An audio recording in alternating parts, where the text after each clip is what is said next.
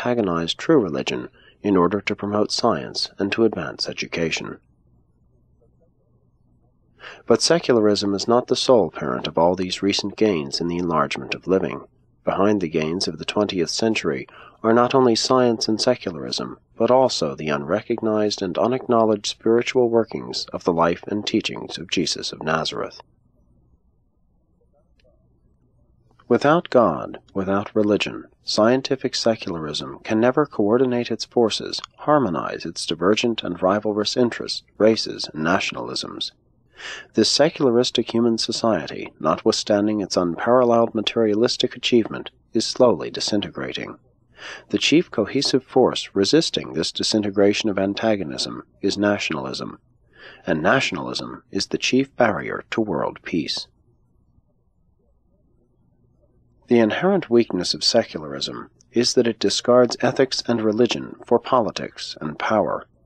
You simply cannot establish the brotherhood of men while ignoring or denying the fatherhood of God. Secular social and political optimism is an illusion. Without God, neither freedom and liberty nor property and wealth will lead to peace. The complete secularization of science, education, industry, and society can lead only to disaster. During the first third of the 20th century, Urantians killed more human beings than were killed during the whole of the Christian dispensation up to that time. And this is only the beginning of the dire harvest of materialism and secularism. Still more terrible destruction is yet to come. 9. Christianity's problem.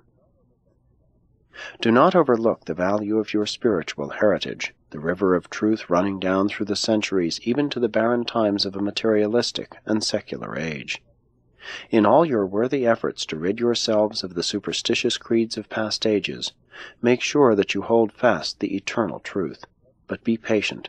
When the present superstition revolt is over, the truths of Jesus' gospel will persist gloriously to illuminate a new and better way.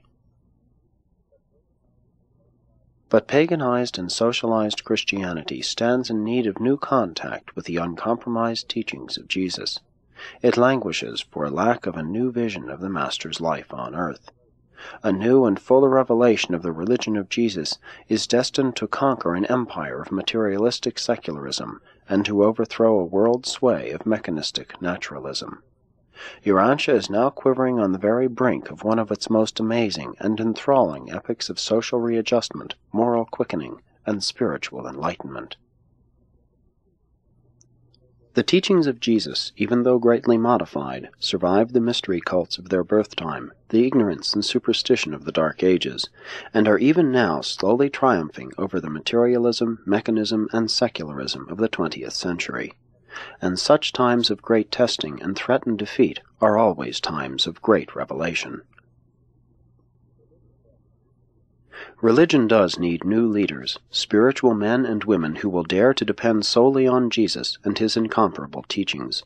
If Christianity persists in neglecting its spiritual mission, while it continues to busy itself with social and material problems, the spiritual renaissance must await the coming of these new teachers of Jesus' religion, who will be exclusively devoted to the spiritual regeneration of men. And then will these spirit-born souls quickly supply the leadership and inspiration requisite for the social, moral, economic, and political reorganization of the world. The modern age will refuse to accept a religion which is inconsistent with facts and out of harmony with its highest conceptions of truth, beauty, and goodness. The hour is striking for a rediscovery of the true and original foundations of present-day distorted and compromised Christianity, the real life and teachings of Jesus. Primitive man lived a life of superstitious bondage to religious fear. Modern, civilized men dread the thought of falling under the dominance of strong religious convictions. Thinking man has always feared to be held by a religion. When a strong and moving religion threatens to dominate him, he invariably tries to rationalize, traditionalize, and institutionalize it, thereby hoping to gain control of it. By such procedure, even a revealed religion becomes man-made and man-dominated. Modern men and women of intelligence evade the religion of Jesus because of their fears of what it will do to them and with them. and all such fears are well-founded. The religion of Jesus does indeed dominate and transform its believers, demanding that men dedicate their lives to seeking for a knowledge of the will of the Father in heaven, and requiring that the energies of living be consecrated to the unselfish service of the brotherhood of man. Selfish men and women simply will not pay such a price for even the greatest spiritual treasure ever offered mortal man.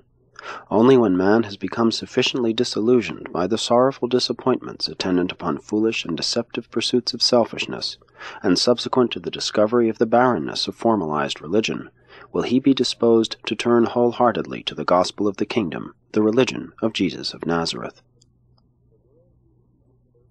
The world needs more first-hand religion.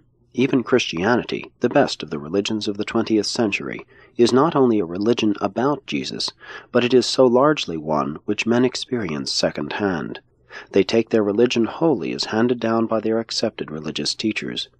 What an awakening the world would experience if it could only see Jesus as he really lived on earth and know first-hand his life-giving teachings. Descriptive words of things beautiful cannot thrill like the sight thereof. Neither can creedal words inspire men's souls like the experience of knowing the presence of God. But expectant faith will ever keep the hope door of man's soul open for the entrance of the eternal spiritual realities of the divine values of the worlds beyond. Christianity has dared to lower its ideals before the challenge of human greed, war madness, and the lust for power.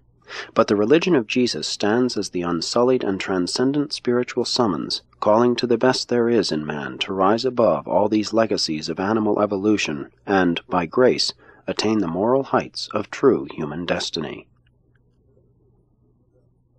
Christianity is threatened by slow death from formalism, over-organization, intellectualism, and other non-spiritual trends.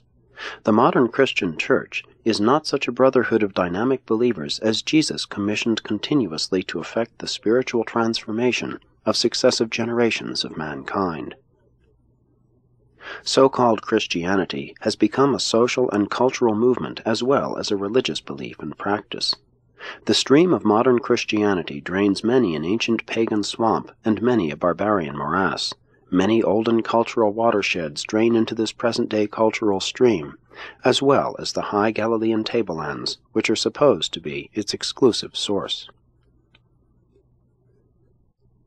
10. The future. Christianity has indeed done a great service for this world, but what is now most needed is Jesus. The world needs to see Jesus living again on earth in the experience of spirit-born mortals who effectively reveal the Master to all men. It is futile to talk about a revival of primitive Christianity. You must go forward from where you find yourselves. Modern culture must become spiritually baptized with a new revelation of Jesus' life and illuminated with a new understanding of his gospel of eternal salvation. And when Jesus becomes thus lifted up, he will draw all men to himself. Jesus' disciples should be more than conquerors, even overflowing sources of inspiration and enhanced living to all men. Religion is only an exalted humanism until it is made divine by the discovery of the reality of the presence of God in personal experience. The beauty and sublimity, the humanity and divinity, the simplicity and uniqueness of Jesus' life on earth present such a striking and appealing picture of man-saving and God-revealing that the theologians and philosophers of all time should be effectively restrained from daring to form creeds or create theological systems of spiritual bondage out of such a transcendental bestowal of God in the form of man. In Jesus, the universe produced a mortal man in whom the spirit of love triumphed over the material handicaps of time and overcame the fact of physical origin. Ever bear in mind, God and men need each other.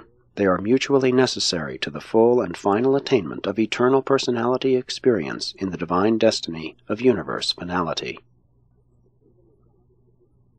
The kingdom of God is within you was probably the greatest pronouncement Jesus ever made, next to the declaration that his Father is a living and loving Spirit. In winning souls for the Master, it is